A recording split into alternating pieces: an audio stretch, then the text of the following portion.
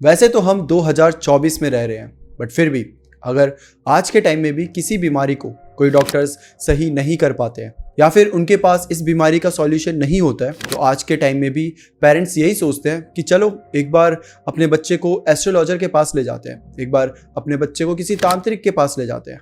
वही शायद इसके ग्रह नक्षत्र सही नहीं चल रहे होंगे, इसीलिए ये सब इसके साथ हो रहा है, और शायद ये तांत्रिक या ये एस्ट्रोलॉजर हमारे बच्चे को ठीक कर सकते हैं। वेल, मानो या मत मानो, हर किसी के दिमाग में ये थॉट जरूर आता है, और ऐसा ही एक थॉट शेट्टी फैमिली को भी आया था। शेट्टी फैमिली ने भी यही सोचा था जब उनके घर में सबसे छोटे बच्चे यानी भास्कर के बेटे की तबीयत इतनी खराब हो गई थी, कोई भी दवाई उस पर असर नहीं कर रही थी। तब शेट्टी फैमिली ने एक एस्ट्रोलॉजर की मदद ली। वेल, उस एस्ट्रोलॉजर ने उस बच्चे की जिंदगी तो बचा ली, मगर जब से वो एस्ट्रोलॉजर इस शेट्टी फैमिली की जिंदगी में आया, ये फैमिली पूरी तरीके से तबाह हो गई। दरअसल ये केस लालच और एक्स्ट्रा मैरिटल केस का ऐसा मिक्सचर है जिसने कर्नाटका के अरबपति बिजनेसमैन की सांसें रोक दी और उनकी बूढ़ी माँ की जिंदगी बर्बाद कर दी। चलो बिना टाइम वेस्ट करे, let's discuss the case of Karnataka's billionaire Bhaskar Shetty.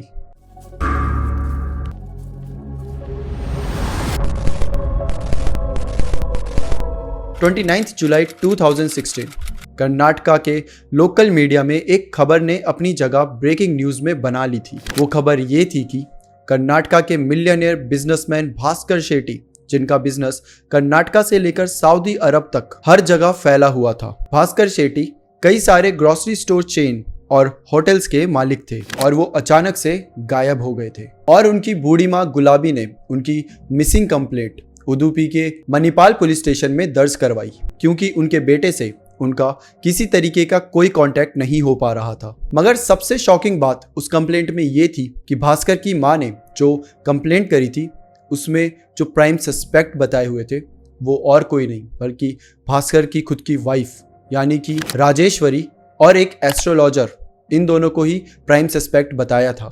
ये खबर बहुत तेजी से वायरल होने लगी और पुलिस पर भी प्रेशर बनने लगा था कि इतने बड़े बिजनेसमैन कैसे गायब हो सकते हैं। कुछ दिनों की इन्वेस्टिगेशन और दौड़ भाग के बाद पुलिस ने एस्ट्रोलॉजर को पकड़ लिया। पुलिस इंटेरोगेशन के दौरान उस एस्ट्रोलॉजर ने अपनी उंगली में एक डायमंड की रिंग पहनी हुई थी। वो उस रिंग को निकाल कर खा लेता है ताकि उसकी वहीं मौत हो जाए, और जो बाकी के कल्प्रिट्स है उनको पुलिस नहीं पकड़ सके। जिसके बाद पुलिस ने उसको हॉस्पिटल में एडमिट करवाया, और फिर जब वो स्टेबल हुआ उसके बाद उसने जो बताया उसे सुनकर पूरी मीडिया, कर्नाटका के लोग, भास्कर की मां गुलाबी और तो और पुलिस वाले सारे शॉक्ड रह गए।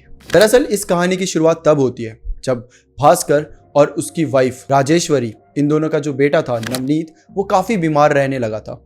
भास्कर बहुत ज़्यादा अमीर था, जिसकी वजह से उसने देश के कई डॉक्टर्स, कई एकदम टॉप नॉच डॉक्टर्स को नवनीत को दिखाया, बट स्टिल नवनीत ठीक नहीं हो रहा था। भास्कर और राजेश्वरी काफ़ी परेशान रहने लगे थे, क्योंकि इतने पैसे होने के बावजूद वो खुद को मजबूर समझ रहे थे। क्या फ़ायदा इतने पैसे होने का, क्या फ़ायदा मिलियनेयर होने का, जब हम अपने खुद के बच्चों को ही सही नहीं कर सकते और अपने ही बेटे को अपनी आंखों के सामने तड़पता देखना पड़ रहा हो। ये सभी चल रहा था कि तभी कोई तो उनका रिलेटिव होता है जो उनको बोलता है कि आप एक बार एक एस्ट्रोलॉजर को दिखा के देखिए। मैं एक एस्ट्रोलॉजर को जानता हूँ, निरंजन भट्ट, आप एक बार अपने बच्चे को उसके पास ले जाइए, क्या पता वो आपके बच्चे को ठीक कर दे। अब क्योंकि राजेश्वरी काफी स्पिरिचुअल थी, तो उसने तुरंत भास्कर को मनाया और फिर दोनों अपने बेटे नवनीत के साथ उस एस्ट्रोलॉजर निरंजन के पास चले गए। और पहली विजिट में ही एस्ट्रोलॉजर निरंजन ने अपना कमाल दिखाना चालू कर दिया। उसने कई सारे उपाय बताए, कई सारी पूजा पाठ करवाई, जिसके बाद नवनीत की हेल्थ धीरे धीरे सही होने लगी थी। वेल, अभी तक इस एस्ट्रोलॉजर का इस फैमिली से जुड़ना काफी पॉजिटिव था, पर ऐसा ज्यादा दिन तक नहीं चला,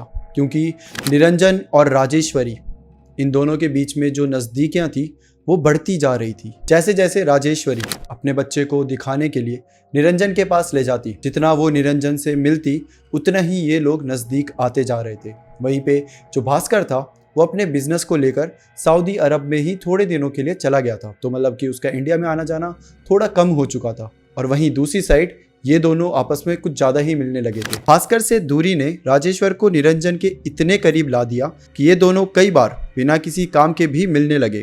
पहले तो दोस्त बने, फिर दोस्ती काफ़ी गहरी होती चली गई, जिसके बाद दोनों एक दूसरे के प्यार में पड़ने लगे। राजेश्वरी और निरंजन के बीच में जो ये करीबी बढ़ती जा रही थी, इसकी खबर भास्कर को भी लग चुकी थी, क्योंकि जैसा कि मैंने बताया भास्कर काफ़ी अमीर और काफ़ी पहुंची हुई चीज़ थी। वो भी ऐसा कोई नॉर्मल इंसान नहीं था, उसके भी कनेक्शंस थे। तो उसकी वाइफ किसी और के साथ मिल रही है, किसी और के साथ घूम रही है, तो उससे भी ये सारी चीज़ें ज़्यादा दिनों तक तो नहीं छुपनी थी। मगर फिर भी वो कुछ नहीं करता, क्योंकि उसे सही मौके का इंतज़ार था कि कब वो दोनों को प्रॉपर सबूत के साथ पकड़े, ताकि राजेश्वरी किसी तरह का बहाना ना बना पाए। जैसा कि मैंने आपको बताया, राजेश्वरी काफ़ी स्पिरिचुअल टाइप की औरत थी। तो एक दिन उसने निरंजन के साथ प्लान बनाया कि वो, निरंजन और उनका बेटा नवनीत मिलकर वेस्ट बंगाल में माँ काली की पूजा पर जाएंगे, जिसके बाद तीनों माँ काली के दर्शन करने के लिए निकल गए। वेस्ट बंगाल में दर्शन करके तीनों ने मुंबई जाने का प्लान बनाया, क्योंकि मुंबई में उनका एक रिलेटिव रहता था। मुंबई जाने के बाद नवनीत तो उस रिलेटिव के घर चला गया, मगर राजेश्वरी नहीं गई। अपने बच्चे को रिलेटिव के घर में छोड़कर ये दोनों, राजेश्वरी और निरंजन, ने एक बड़े अच्छे से होटल में एक कमरा बुक करा और वहीं पर साथ में रहने लगे। भास्कर को इस बात की खबर हो जाती है कि उसकी वाइफ किसी पराये मर्द के साथ एक ही होटल में, एक ही रूम में वक्त बिता रही है। इसके बाद भास्कर के पास कुछ ऐसी पिक्चर्स आती है जिसे देखकर भास्कर की तो मानो कि नींद उड़ जाती है। वो पिक्चर्स कैसी होंगी आप सब समझ सकते हैं। वो उन दोनों का जो प्राइवेट टाइम था, जो वो होटल में बिता रहे थे, उन्हीं की पिक्चर्स थी। और भास्कर को ये भी पता चलता है कि राजेश्वरी इसके साथ सिर्फ टाइम ही नहीं बिता रही, बल्कि इस पर कई सारे पैसे लुटा भी रही थी। उसको महंगी महंगी गिफ्ट्स देना, गाड़ियां गिफ्ट में देना, घर गिफ्ट में देना। राजेश्वरी ने लिटरली निरंजन पर बहुत पैसे उड़ाए थे। ये सारी बातें अब धीरे धीरे भास्कर को पता चल रही थी कि जिस फैमिली के लिए वो दिन रात मेहनत करके पैसे कमा रहा है, असल में वो पैसे तो कहीं और ही खर्च हो रहे हैं। ये सब देखकर भास्कर के अंदर जितना प्यार था अपनी वाइफ और बेटे को लेकर, वो सब नफरत में बदल जाता है, क्योंकि उसे समझ नहीं आ रहा था कि उसका बेटा भी इस चीज़ में शामिल कैसे हो सकता है। इसी नफरत और ढेर सारे सबूत के साथ वो इंडिया वापस आ जाता है, ताकि अपनी वाइफ से फेस टू फेस मिल सके और सारी बातें कर सके। मगर भास्कर के साथ आगे जो होने वाला था, वो उसने अपने सपने में भी नहीं सोचा होगा। इंडिया आने के बाद भास्कर अपनी वाइफ से मिलता है और उसको ये सारी चीज़ें बताता है कि कैसे उसको ये सारी चीज़ें पता है। और वो सबूत, वो पिक्चर्स और बहुत सारे सबूत होते हैं जो कि वो अपनी वाइफ को दिखाता है। उसकी वाइफ पूरी तरीके से शॉक्ड थी कि आखिर भास्कर को ये सब कैसे पता चल गया। उसकी वाइफ यही सोच रही होती है कि भास्कर तो सऊदी में था, उसे ये सब कैसे पता चल सकता है। बट शक एक ऐसी चीज़ है जो आपसे कुछ भी करवा सकता है। भास्कर को जब अपनी वाइफ पे शक होता है तो वो अपने कॉन्टैक्ट्स को कॉल मिलाता है। बहुत सारे खबरी होते हैं, बहुत सारे डिटेक्टिव्स होते हैं जिनको अपनी वाइफ के पीछे छोड़ देता है, जो कि उसको वाइफ की हर एक पल की जानकारी देते रहते थे। ये सारी बातें राजेश्वरी को बहुत ज़्यादा सताने लग गई कि राजेश्वरी का सच बाहर आ चुका है और भास्कर अब उसे नहीं छोड़ेगा। क्या होगा अगर भास्कर राजेश्वरी को अपनी प्रॉपर्टी में से एक फूटी कौड़ी भी ना दे तो? ये सारी बातें राजेश्वरी के दिमाग में आ रही थी। राजेश्वरी ने ये सारी बातें अपने बेटे नवनीत और अपने लवर निरंजन से शेयर करी, तो उन दोनों को भी समझ नहीं आ रहा था कि आखिर अब क्या करें। क्या ये दी एंड है? क्या ऐसा करा जाए जिससे कि पैसे भी ना जाएं और हम एक साथ भी रह पाएं? और फाइनली ऐसा ही होता है। जो राजेश्वरी का नाइटमेयर था, जिसके बारे में वो सोचे जा रही थी, वो रियलिटी में हो चुका था। भास्कर ने अपनी प्रॉपर्टी डिस्ट्रीब्यूट कुछ इस तरीके से करी थी कि उसकी प्रॉपर्टी भास्कर के बाद उसकी माँ को जाएगी, और अगर उसकी माँ को कुछ हो जाता है तब भी वो प्रॉपर्टी की एक फूटी कौड़ी ना तो भास्कर के बेटे के पास जाएगी और ना ही भास्कर की वाइफ के पास। भास्कर कहता है कि उसकी जितनी भी बहनें हैं उनको भास्कर की 10% प्रॉपर्टी जाएगी। उसकी 3 बहनें होती है तो 30% तो यहीं चले गई, और फिर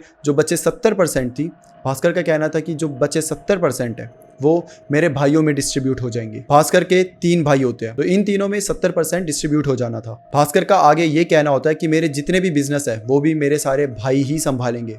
इन सब में से एक भी फूटी कौड़ी मेरे बच्चे और मेरी वाइफ के पास नहीं जानी चाहिए। ये सुनकर राजेश्वरी और नवनीत की सांसें रुक गई, क्योंकि उन्होंने जैसा सोचा था वो सच होने वाला था।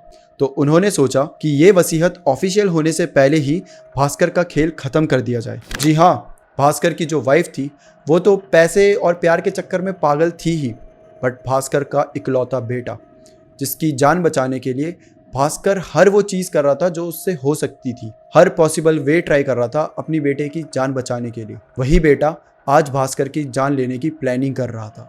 28 जुलाई 2016 की रात भास्कर अपने ही एक होटल से, जिसका नाम दुर्गा था, दुर्गा होटल से अपने घर की तरफ आ रहा होता है। घर में आने के बाद भास्कर नहाने जाता है। जब वो नहा के बाहर आता है तब वो अपनी आंखों के सामने अपनी वाइफ, अपने बेटे और एस्ट्रोलॉजर निरंजन को पाता है। इससे पहले कि भास्कर कुछ समझ पाता, तीनों ने भास्कर की आंख में पेपर स्प्रे से हमला किया, जिससे कि वो नीचे गिर गया। जिसके बाद राजेश्वरी ने रॉड से उसके सर पे वार कर दिया, फिर जबरदस्ती भास्कर को पेस्टिसाइड खाने पर मजबूर किया और उसके बाद भास्कर के हाथ और पैर दोनों को बांधकर भास्कर को बाथ टब पर डुबा दिया। और जब भास्कर की सांसें बंद हुई तब इन लोगों ने भास्कर की बॉडी को कार में डाला और निरंजन की बताई हुई जगह पर ले गए। ये वही जगह थी जहाँ पर निरंजन हवन एंड ऑल किया करता था। फिर इन तीनों ने भास्कर की बॉडी को उसी जहाँ ये हवन करता था वहाँ पर फेंक दिया, उसके ऊपर पेट्रोल, घी सब कुछ डाल दिया और उसके बाद हवन की सामग्री की तरह ही भास्कर की बॉडी को जला दिया। और फिर आता है 29 जुलाई का दिन। 28 जुलाई को इन तीनों ने भास्कर को मार दिया और 29 जुलाई को भास्कर की मां गुलाबी ने पुलिस कंप्लेंट फाइल कर दी और फिर पुलिस ने जल्दी से ही भास्कर को अरेस्ट कर लिया था। उससे इंटेरोगेशन करी थी।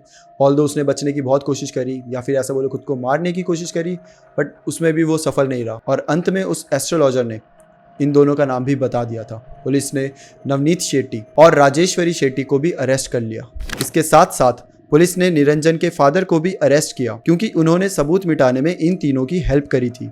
10 अगस्त 2016 पुलिस को पाली रिवर से वो सारे एविडेंस भी मिल गए थे जो कि इन लोगों ने फेंके थे, जिसे पुलिस ने कलेक्ट करके फॉरेंसिक लैब में डिटेल्ड एग्जामिनेशन के लिए भेज दिया। पुलिस ने 1300 पेजेस की चार्जशीट सबमिट करी थी कोर्ट के सामने, जिसके बाद Udupi principal district and session court ने 8 जून 2021 के दिन राजेश्वरी शेट्टी, नवनीत शेट्टी और निरंजन को आजीवन कारावास की सजा सुनाई। हालांकि इस बीच उन्होंने कई बार बेल के लिए अप्लाई करा, बट हर बार उनकी इस दरख्वास्त को रिजेक्ट कर दिया गया। लालच ने राजेश्वरी को इतना अंधा कर दिया था कि उसे पैसों के अलावा कुछ दिख ही नहीं रहा था। और सबसे ज़्यादा बुरा तो भास्कर को तब लगा होगा जब उसका खुद का बेटा उसके साथ ये सब कर रहा था, क्योंकि अपनी वाइफ से शायद उसे इतनी उम्मीद ना हो, बट अपने बेटे से उसका बेटा कुछ ऐसा कर देगा ये भास्कर ने कभी नहीं सोचा था। बट क्या कर सकते हैं, बेटे ने भी पैसों को ही चुना और अपने बाप को मार दिया। हालांकि अब ये तीनों जेल में सड़ रहे हैं और भास्कर, जिसकी इन सब में कोई गलती नहीं थी, उसको अपनी जान गंवानी पड़ी। That's it for today guys. फिर मिलते हैं किसी और टॉपिक के साथ। तब तक के लिए bye bye and take care.